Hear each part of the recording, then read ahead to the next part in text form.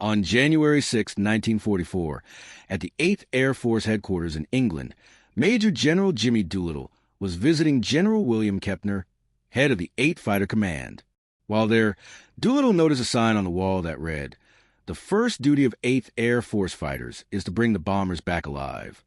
He read it again, then turned to Kepner and said, "That sign's wrong. Take it down." A new sign went up almost immediately. "The first duty of 8th Air Force fighters is to destroy German fighters." That one change completely reshaped air combat strategy.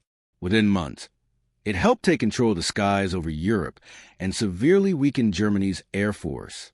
What seemed like a small shift in thinking led to a major turning point in World War II, changing the role of U.S. fighters from defense to all-out offense. The need for change had been growing for months.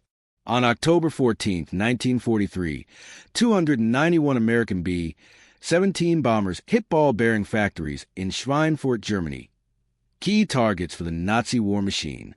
The mission worked, but the losses were devastating. 60 bombers were shot down. 17 more were too damaged to fly again. Over 600 airmen were either killed or went missing in just one day. Bomber crew survival rates dropped so low that making it through the required 25 missions seemed nearly impossible. Lieutenant Robert Morgan, pilot of the Memphis Belle, summed it up, "We're being slaughtered. The fighters turn back at the German border, and we fly on alone into hell." The root of the problem was simple. American P-47 and P-38 fighters didn't have the range to escort bombers all the way to their deep targets in Germany. Once they had to turn back, bombers were left exposed to waves of German fighters, Messerschmitts and Focke-Wulfs, often armed with heavy cannons that could rip through a B-17 in one hit. By late 1943, things were getting desperate. General Henry Hap Arnold, head of the U.S. Army Air Forces, warned that if Germany's air force wasn't neutralized soon, the planned Allied invasion of France, Operation Overlord, might not even happen. Then came a breakthrough in November 1943, the P-51 Mustang. This new fighter, powered by a Packard-built Rolls-Royce Merlin engine, could fly farther, higher, and faster than anything Germany had. With fuel-drop tanks, it could escort bombers deep into enemy territory and back home again. Captain Chuck Yeager from the 357 Fighter Group put it simply, "The P-51 is faster, climbs better, and turns tighter than anything the Germans have. Now we can go wherever the bombers go and fight when we get there." But just having the right plane wasn't enough. The big question was how to use it. Under the old strategy, fighters stuck close to the bomber formations, basically acting as flying bodyguards. German pilots knew this and used it against them, launching coordinated attacks that broke through formations and hit bombers hard before the escorts could respond. Major General Yeager, Doolittle's predecessor, had believed bombers could protect themselves with overlapping gunfire. But Doolittle, a fighter pilot and test pilot himself, saw it differently. He knew success in the air didn't come from staying on defense. It came from taking control. So, on January 6, he gave a new order. Fighters were no longer to stay tied to bombers. Instead, they would push out up to 50 miles ahead and 25 miles to either side to hunt down German fighters before they even got close to the bomber stream. To bomber crews, it sounded risky, but for fighter pilots, it was a game changer.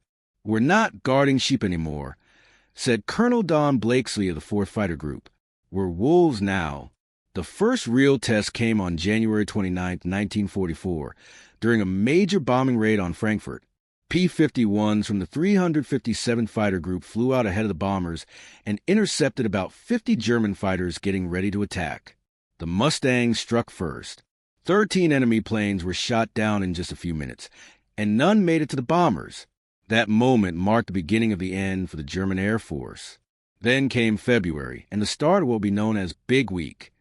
For 6 days, the U.S. 8th and 15th Air Forces launched a massive campaign across Germany. Their goal wasn't just to hit factories. It was to force the German Air Force into a fight they couldn't avoid. More than 1,000 bombers and hundreds of fighter escorts filled the sky in a coordinated push. Germany's top ace, Major Erich Hartmann, saw it clearly. This isn't just a bombing run. he told his squadron. "This is a fighter battle, and the bombers are the bait." He was right. American fighters now had the freedom to move. They hit German planes on the ground, in the air, during takeoff, wherever they found them. The skies turned into a battlefield. In just 1 week, over 350 German fighters were shot down, along with nearly 100 of their most experienced pilots.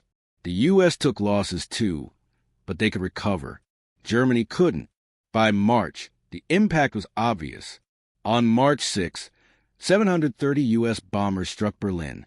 Over 150 German fighters tried to stop them. By the end of the day, 160 German planes were destroyed. Ace pilot Johannes Wies wrote that night, "Today, I watched the German fighter force die." From there, it was a steady collapse. Germany was still building new fighters, thousands each month, but they couldn't train pilots fast enough to replace the ones they were losing. The veteran squadrons were gone.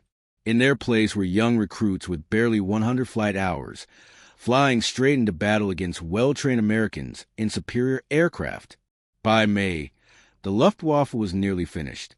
Whole bombing missions flew into Germany without a single German fighter showing up. On May 8, 1944, 900 bombers hit key targets with 750 escorts. No German planes challenged them. General Adolf Galland reported to Hermann Göring, "Our fighter force is gone. We have planes but no fuel. Pilots, but they can't fight." 1 month later, on D-Day, Allied aircraft flew over 14,000 missions. The Luftwaffe flew fewer than 300. The beaches of Normandy had almost no air resistance. German Field Marshal Rommel said it bluntly, "The enemy controls the skies. We can't move during the day. Without air support, we can't fight." From October 1943 to June 1944, the turnaround was complete. In just 6 months, Germany went from controlling the air to losing it completely. The kill ratio flipped from 20 to 1 in Germany's favorite 4 to 1 for the Allies. Over 2,500 German fighter pilots were lost between January and June alone, including many of their best. U.S. losses were high but manageable. The new strategy had worked. Doolittle's bold call to free up the fighters hadn't just saved the bombing missions. It had won the air war. By August, Germany's air force existed mostly on paper. They were still building planes, some even cutting-edge jets, but they didn't have the pilots, fuel, or training to use them. German ace Erich Rudorfer summed it up. "We had plenty of aircraft, but the Americans killed all the good pilots that spring. The war was already over." Doolittle's new approach, strike first, then protect, became the foundation of modern air warfare. The Allies learned a hard truth. You don't win air superiority by playing defense. You win it by eliminating the threat before it reaches you. Years later, someone asked Doolittle about that day in January when he changed the sign. He said, "Switching tactics was the toughest decision I ever made. People thought it was crazy, but I knew from experience you don't win by staying back. You win by going forward." That original sign, the first duty of 8th Air Force fighters is to bring the bombers back alive, now hangs in the National Museum of the U.S. Air Force, right next to the one that replaced it. Together, they show how one decision, made at just the right time, turned likely defeat into a clear and lasting victory. The bombers made a home, not because the fighters stuck close, but because they cleared the skies before the enemy ever got near. Jimmy Doolittle didn't just change a sign. He changed the war. The victory in the skies over Europe was no accident. It was a result of bold leadership, relentless innovation, and a willingness to challenge long-held beliefs. General Jimmy Doolittle's decision to shift U.S. fighter strategy from passive escort duty to active air dominance wasn't just a tactical adjustment. It was a turning point in World War II. That change flipped the momentum, shattered the Luftwaffe's power, and cleared the way for the Allied invasion of Western Europe. Without air superiority, Operation Overlord would have been a gamble. With it, it became a turning point in the fight to free Europe from Nazi control. What made Doolittle's move so significant wasn't just a new tactic. It was the mindset behind it. Up to that point, U.S. air doctrine had focused heavily on protecting the bombers. The thinking was simple. keep the bombers safe, and they'll finish the job. But the Germans understood that game. They studied the patterns, struck at the weak points, and racked up massive kills against isolated bomber groups. The strategy wasn't working. U.S. bomber crews knew it. Fighter pilots knew it. And Doolittle knew it. Changing that mindset meant giving up the illusion of safety through formation flying. It meant taking the risk of pulling fighter cover away from the bombers to strike first, before the enemy could. It was controversial. It was risky, but it worked. The P-51 Mustang was a perfect tool for the job. It had the range, the speed, and the maneuverability to reach deep into German territory and hold its own against the best the Luftwaffe had to offer. With American pilots gaining experience and confidence, the Mustang became more than an escort fighter. It became a hunter. German fighters, once feared and dominant, now found themselves under constant attack. The hunters had become the hunted. The results were staggering. In just a few months, Germany lost thousands of aircraft and, more critically, thousands of experienced pilots. Unlike airplanes, seasoned airmen couldn't be replaced overnight. Many of Germany's best died in the spring of 1944, and the replacements were often undertrained and underprepared. The Luftwaffe never recovered. By the time Allied forces stormed the beaches of Normandy in June 1944, the skies were almost entirely in Allied hands. German aircraft were barely present. Allied planes flew unopposed across the coastline, delivering close air support, bombing supply routes, and protecting troops on the ground. The German military, once a well-oiled war machine, found itself unable to move during daylight hours.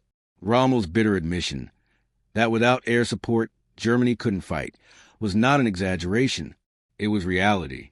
The air war over Europe wasn't just about dogfights or bombing raids. It was about control. Control the battlefield. Control the timing. Control the future. With the Luftwaffe neutralized, Allied forces could plan, move, and strike with a freedom Germany could no longer match. Every bombing run that reached its target, every supply drop that arrived safely, and every Allied soldier who landed in France without being strafed from above owed a piece of that success to the pilots who cleared the skies. And yet, the story doesn't end with the fall of the Luftwaffe. The real legacy of Doolittle's strategy lives on in how air power is understood and used to this day.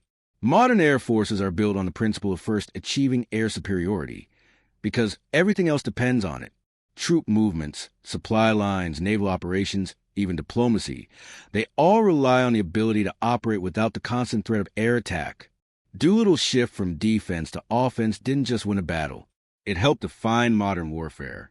The physical sign that once hung on the wall, the first duty of 8th Air Force fighters is to bring the bombers back alive, now rests in a museum next to its replacement. They're more than just words on plaques. Together, they mark the moment when the U.S. Air Force chose to stop reacting and start deciding the terms of the fight. They represent a shift from cautious protection to decisive action, from being targeted to taking control. Jimmy Doolittle understood something that many didn't. That wars aren't won by holding ground. They're won by breaking the enemy's ability to fight. And sometimes, winning means doing what seems risky, even reckless, if it means changing the outcome. He didn't make that call lightly.